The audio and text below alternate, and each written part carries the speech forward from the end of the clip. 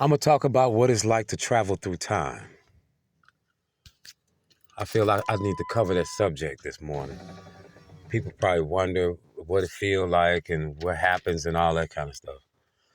Well, when I went to the future, it wasn't by no man-made machines or nothing like that. I was unaware of anything that was going on. Like I told you in the other story, it all started on a Thursday. I had a fight at school. I went to Langston Middle School on the west side of St. Louis. I stayed on Bird and Maffett. Anybody familiar with St. Louis know that is the hood. It don't get no worse than that. Crack era is when all this was taking place, 1986.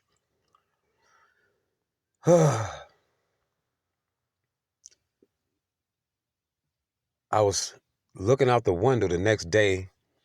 It was 2 o'clock in the afternoon. School got out at 2:10. My friends was walking home from school. The school was on my street, like a block down. So I see pretty much everybody walk past my house. I was waiting on people to walk past, see what happened with the fight.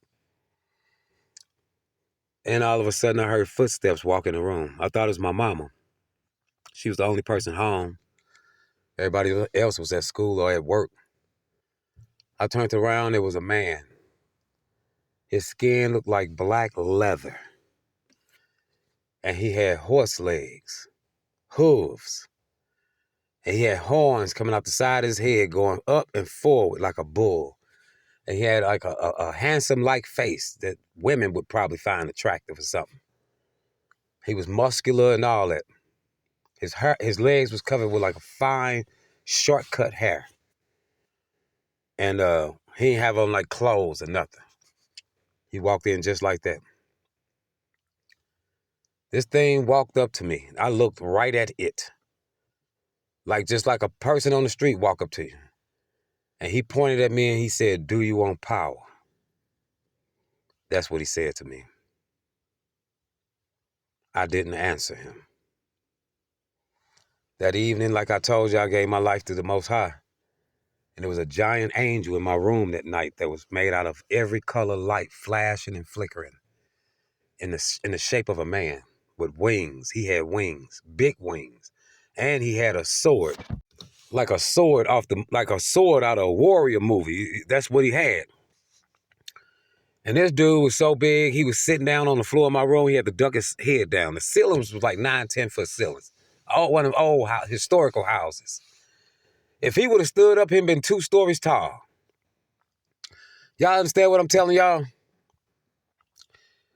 The next day, I was walking up to the bus stop to see my cousin, catch bus to my cousin's house. That's when I went to the future. Now let's get to the point.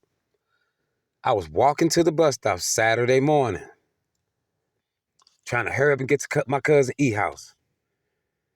I stumbled over some, broken, retarded concrete that's broke on the ground. In the hood, they don't fix the concrete and stuff, pavement, or whatever you want to call it, sidewalks. I stumbled, and in an instant, there wasn't no flash of lights. I didn't walk through a portal, nothing. I just went from one moment here, next minute, gone. That's how it happened for me. I literally popped up. I'm going to show y'all how it happened. I'm right here, right in the truck. Now I'm instantly standing in some bushes. This is what happened to me. This is how it happened. My heart was beating out my chest. I was losing. I was like, oh, Lord, this is too much for me. This is too much for me. After the demon dude came, right? Then I heard a voice that came from up in the sky to the right. And it spoke to the right side of my brain, of my head up here. And it said, look. When I looked,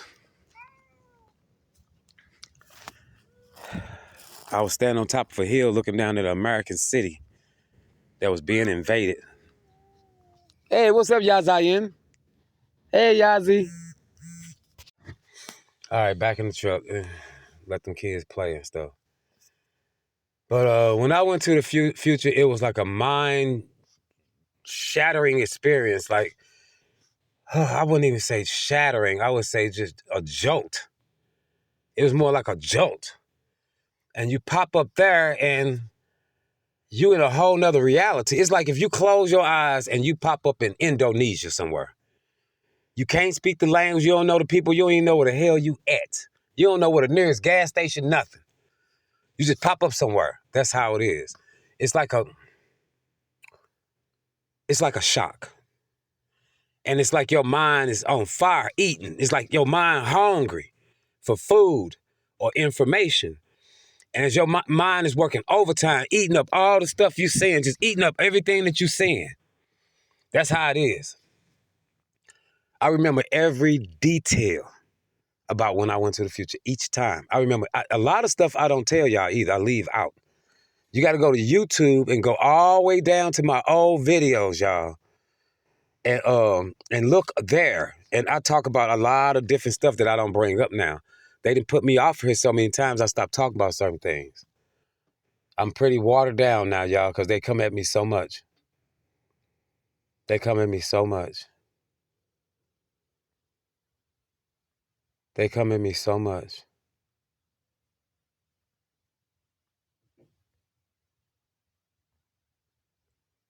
You ever been hated by the whole world? You ever been in a room of hundreds of people and you still alone? That's me.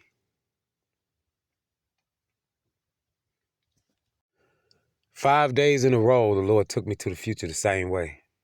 I didn't know it was going to happen the second time. I didn't know what happened the first time. It wasn't until like 8, 9, 10 years later I realized I went to the future. That I had proof. Like I knew I went to the future, but I didn't have proof until like 97, 98 when the metro train was made in St. Louis.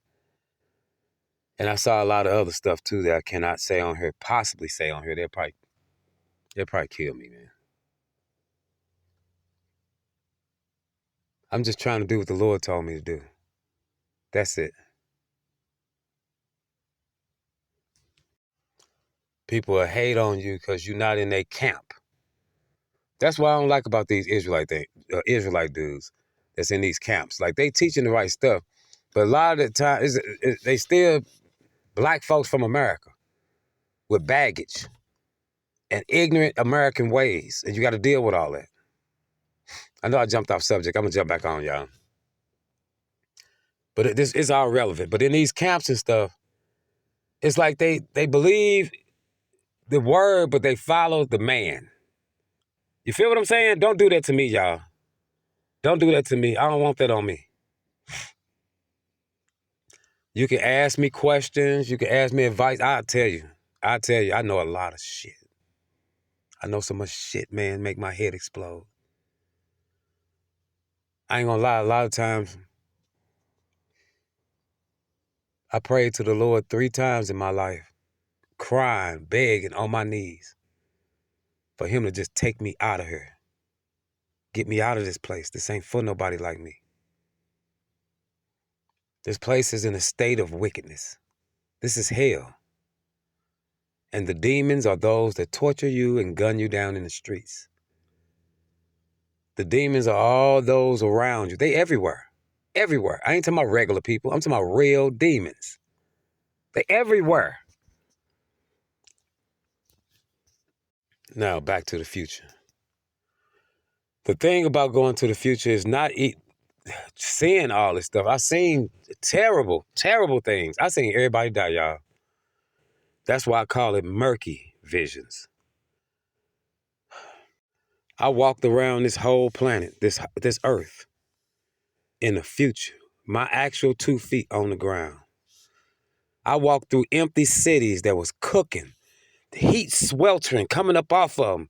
The concrete buckling, doing like this.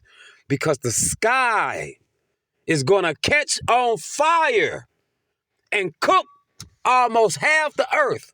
I'm not playing with y'all, man.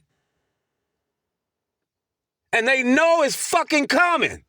But they ain't telling y'all, which is evil. Just dirty low down to Andre, man. Just evil, man. Just evil. And they blocks me out.